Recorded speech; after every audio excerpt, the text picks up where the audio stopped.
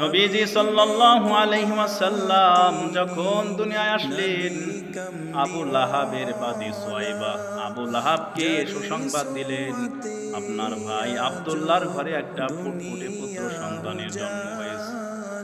আবু লাহাব এই খুশির সংবাদ শোনার পর তার বাদী সুয়াইবাকে সাথে সাথে আজাদ করে দিলেন। আবু লাহাবের ইন্তেকালের পর কেউ স্বপ্নে যোগে দেখলো আবু লাহাব খুবই কষ্টের ভিতরে আছে। আবু লাহাবকে জিজ্ঞাসা করা হলো, আবু লাহাব আপনার কি অবস্থা? আবু লাহাব বলে, দুনিয়া থেকে বিদায়ের পর আজও পর্যন্ত শান্তির ছায়া আমি দেখি নাই।